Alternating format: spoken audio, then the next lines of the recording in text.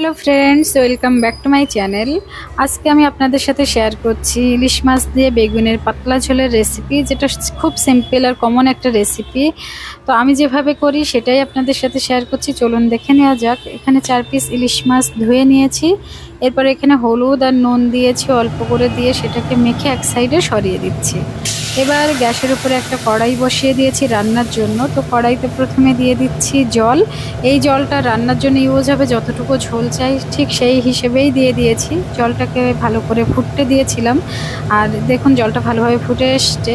এইবার আমি এখানে যেটা করছি সেখানে দিয়ে দিচ্ছি হলুদ গুঁড়ো আর দিয়ে দেবো স্বাদ মতো নুন। তো এই হলুদ আর নুন দিয়ে দিয়েছি এই জলের মধ্যে। এছাড়া দিয়ে দেবো এখানে কাঁচা লঙ্কা স্বাদ মতো। তো আমি এখানে 4 পিস কাঁচা লঙ্কা দিয়েছি। তারপরে দিয়ে দিচ্ছি কেটে ধুয়ে রাখা বেগুন ছিল 2 পিস বেগুন আমি এখানে কেটে ধুয়ে নিয়েছি, সেটা এখানে ছেড়ে দিয়েছি। যেহেতু বেগুন খুব দ্রুত সেদ্ধ হয়ে যায় আর আমি রান্নাটা এইভাবেই করে থাকি ম্যাক্সিমাম টাইম, তাই আপনাদের সাথে সেটাই শেয়ার করছি। তো এটা ভেজেও করা যায়, কিন্তু এই ঝোলে প্রথমে সেদ্ধ করে রান্না করে ফোড়নে দেওয়া রান্নাটাই আমার বেশি পছন্দের। তো যাই হোক, বেগুনটাকে এবার ঢাকনা দিয়ে ঢেকে দিয়েছি কিছুক্ষণের জন্য। প্রায় 5-7 মিনিট পরেই আমি আবার ঢাকনাটা ওপেন করছি। চলুন, এই যে দেখুন বেগুনটা কিন্তু অলরেডি আমার নরম হয়ে সেদ্ধ হয়ে গিয়েছে। এইবার যেটা করব, বেগুনটা যেহেতু সেদ্ধ হয়ে এসছে, এই পর্যায়ে দিয়ে দেবো যে মাছটা আমি হলুদ নুন মেখে রেখেছিলাম, ওই মাছটা এখানে দিয়ে দিচ্ছি। দেখুন, কাঁচা ইলিশ দিয়ে এই রান্নাটা দারুণ খেতে লাগে। এবার আমি যেটা করছি, এই মাছগুলোকে বেগুনগুলোর নিচে দিয়ে দেব। এতে করে কিন্তু মাছগুলো ভালোভাবে সেদ্ধ হয়ে আসবে। তো এই যে দেখুন, আমি মাছগুলোর নিচে দিয়ে দিয়েছি। তারপর একটা ঢাকনা দিয়ে ঢেকে দিচ্ছি 5-7 মিনিটের জন্য। 5-7 মিনিট পরে ঢাকনাটা ওপেন করছি। দেখুন, বেগুনটা যেহেতু প্রথম থেকেই সেদ্ধ হয়ে এসছে, আর ইলিশ মাছ হতেও কিন্তু বেশি টাইম লাগে না। তো আমি ইলিশ মাছটা এখানে দিয়ে দেওয়ার পরে ঢেকে, এটা বেশ ভালোই সেদ্ধ হয়ে গিয়েছে। যেটা বাকি আছে সেটা হলো তেল আর ফোড়নেই এই তরকারিটা দেওয়ার। তো আমার এখানে যেটুকু ঝোল বেশি দেখতে পাচ্ছেন, সেটা কিন্তু আমি তেলে দেওয়ার পরে আরও একটু কমিয়ে নেব। তো এটাকে আমি একটা গামলায় নামিয়ে নিয়েছি। কড়াইতে আমি তেল দিয়ে দেব। এই কড়াইটা আপনারা চাইলে কিন্তু ধুয়ে নিতে পারেন, তবে আমি এখানে ধুইনি।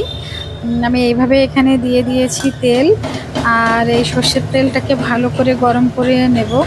তো দেখুন, তেলটা কিন্তু খুব ভালো করে গরম হয়ে গেলে এইভাবে আমি তেলটাকে সমস্ত সাইডে একটু লাগিয়ে নিয়েছি। তারপরে যেটা করব, ফোড়ন হিসেবে জাস্ট এখানে 1/4 টিস্পুন কালো জিরে ইউজ করছি।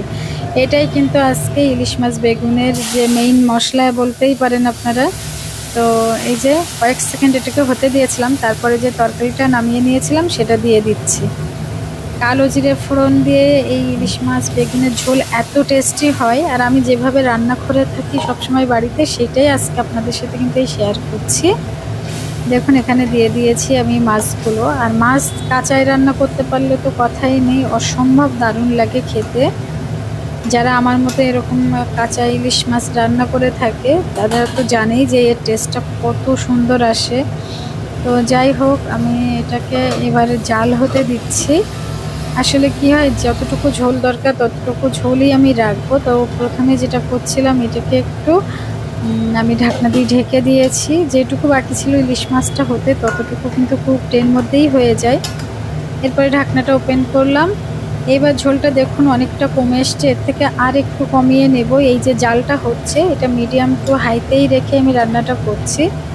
নুনটা চেক করে নিচ্ছি, নুনটা একদম পারফেক্ট ছিল। আর ঝোলটা একটু কমাবো, সেই জন্য কিন্তু গ্যাসের যে ফ্লেমটা যেরকম রেখেছিলাম সেরকমই আছে। যাই হোক, একদম লাস্টে সামান্য একটু ভাজা জিরের গুঁড়ো দিয়েই এই রান্নাটা আমি নামিয়ে নেব। তো আমার মাছটাও খুব ভালো করে সেদ্ধ হয়ে গিয়েছে। লাস্টে যেটা ছিল সেটা ছিল ভাজা জিরের গুঁড়ো। তো সেটা দেওয়ার আগে পর্যন্ত ঝোলটাকে আমি একদম কমিয়ে নিয়েছি যতটুকু আমার চাই। আর একদম লাস্টে এবার দিয়ে দিচ্ছি ভাজা জিরের গুঁড়োটা। এটা একদম অপশনাল, চাইলে আপনারা এটা স্কিপ করতে পারেন। তো এটাই ছিল আজকে আমার সিম্পল বেগুন দিয়ে ইলিশ মাছের পাতলা ঝোল। আশা করি আপনাদের ভালো লেগেছে। ভালো লাগলে প্লিজ চ্যানেলটাকে লাইক, শেয়ার এবং সাবস্ক্রাইব করে পাশে থাকবেন। Thank you.